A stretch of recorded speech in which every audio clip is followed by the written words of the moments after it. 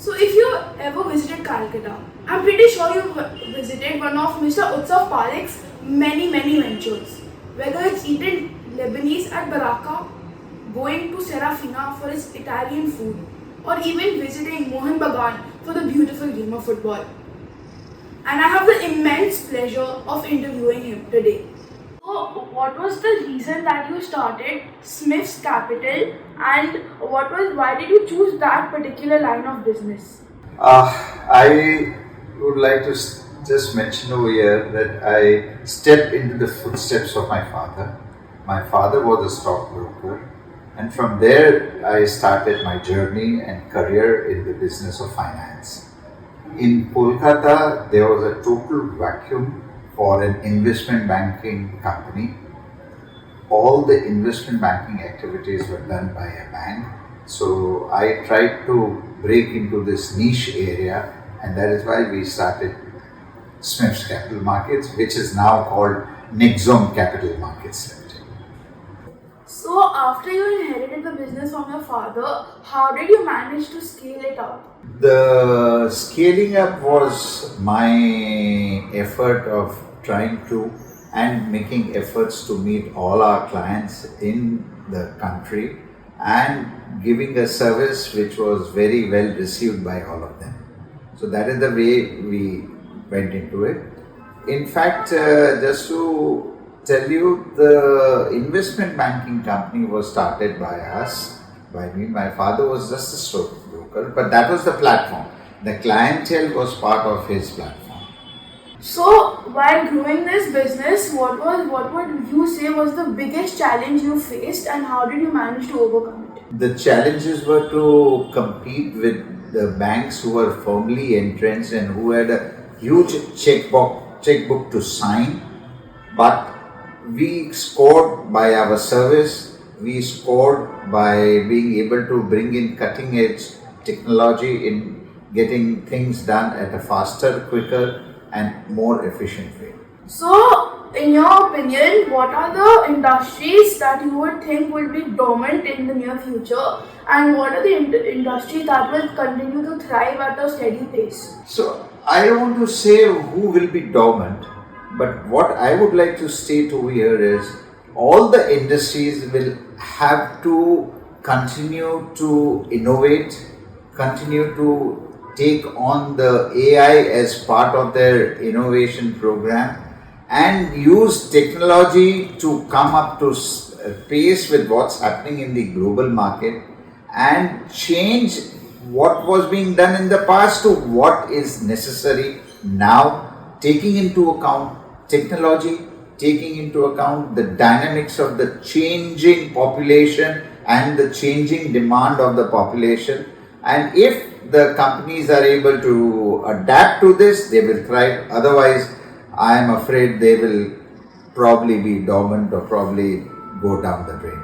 So, what's one thing about the line of business or business entirely that you, with your decades of experience, knows about, and something that only a seasoned veteran would know? The cornerstone of success in this line of business is two or three. Number one is dedication. Number two is honesty and integrity. And last but not the least is to see to it that the interests of the client is paramount. So if these three are taken into account, these are the mantras for a super success. So, what do you think is the most important department in a business, like the department without which a business cannot function at all? So, for a successful business, you cannot say for only one department or one area. It's a combination of all, which is clients, which is internal workings to see to the interests of the clients and to be able to achieve what you have promised for the clients. Number three, which is also the internal accounts and human resources. It's the success of a business depends on all the three. It just cannot be that you have the client, but if you don't have the capability of delivering what the client wants, you will not be successful. So it's a combination. It's a combination of everything, and you need to have the right type of people within your organization to be able to achieve it. So, throughout your business journey, what are some of the core principles that you as a person and as a business have maintained to reach this level of success? As I said, the three philosophies I don't only preach, I practice: dedication, honesty, and integrity, and the interest of the client. So, what was the idea behind making Bengal Aerotropolis and what are your goals with that business? That's a that's a very interesting question, and I know it's a long version, but I would like to share a small anecdote. When I started this project, we went into a little roadblock where a part of the land was held by Coal India, and they were not ready to give the land, saying that we have seen this area of land and there is coal in it. So I discussed with him that the coal in your plan, you are not going to do anything with this area for development till 2037. And secondly, the coal that is there, which you claim that is there, is so deep that there has been never a commercial exploitation of coal at that depth. So he said, so what do you want to say? He said, sir, I told him, there is only one thing that I want to do. I am a businessman.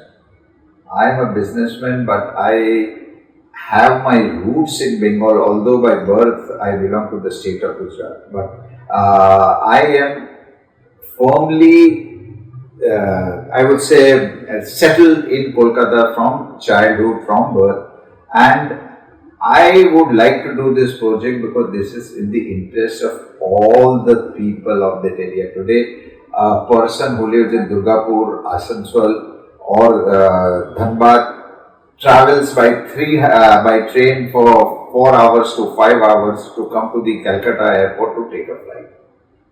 So this was the need that was necessary, and this is why we went ahead with this project. Today, I am very happy to say that we have flights from Durgapur to Bombay, Delhi, Madras, Bangalore, Hyderabad, Bhubaneswar, Guwahati, Siliguri. So that just confirms that we picked up the right project. So, I'm pretty sure I have to ask this question for all the football fans out there. So, what was the driving force behind you acquiring or making Mohan Bagan Super Giants, and what are your future goals with this club? We have been the league champions and the cup champions for the season 24-25, which itself is a big achievement. My objective, my goal, my vision is to get India and the game of football to a level whereby we can not only compete in the European markets and the Asian football champions, but make a dent for ourselves, as we have a population of more than 150 crores, but we are somewhere in the 140s in the world of in the football ranking in the world. So my vision is first and foremost to see that we create players who can bring down our position from 140s to sub 100. And then, of course, football is played in almost all the countries in the world. We would like to be there. We would like to be a force to be reckoned with in that area. So, you obviously have a variety of different food chains like Baraka, Serafina, Bombay Brasserie. So, why did you try to go into restauranting business, knowing that Kolkata has a very competitive edge and a very competitive market there? In this, Annanmay, I must confess that my contribution was very minimal. It was the effort of my daughter-in-law, Utsav Parekh, who got this idea, and being a foodie, I was very happy to support her in taking this forward, to say that okay, we'll bring different cuisines and cuisines where whoever we bring in are probably the top in the world. So in Serafina, we have one of the most popular Italian brand out of New York, and now it is in so many countries.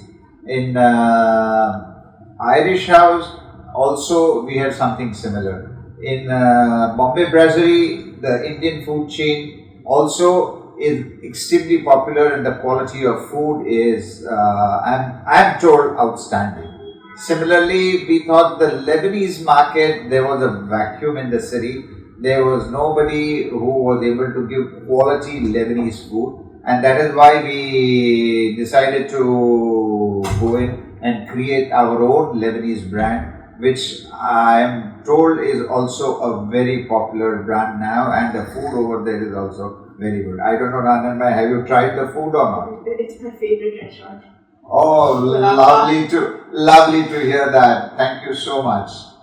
So, knowing that there is a huge competition for restaurant businesses in Kolkata, so that especially Italian and Indian food, how did you manage to stay ahead of the competition, and not just in restaurants but also in your other businesses as well? Number one, do not compromise on quality. Number two, if the food or whatever you're doing, you do to the best and is best globally, you will always be successful. And at the same time, you need to be absolutely sure on the pricing. You should not charge something which is exorbitant, which is not in line with what is in the market. So these three mantras we have always followed, and I am very happy to say that till date we have been pretty happy.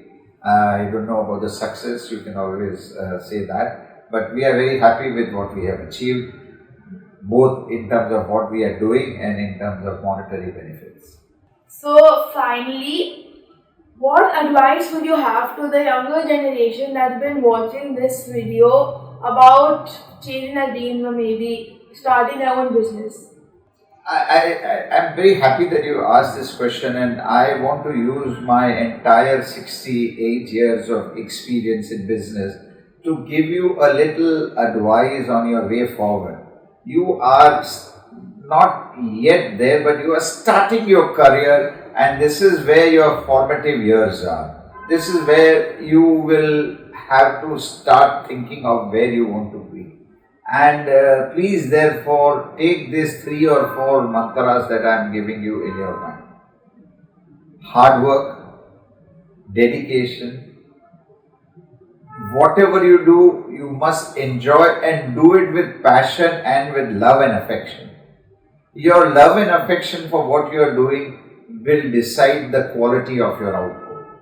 If you do whatever you do, if you do it without any affection or without any emotion towards that business, it is bound to collapse. So remember this, do it because you love to do it. Don't do it because somebody forces you to do it. And lastly, honesty and integrity.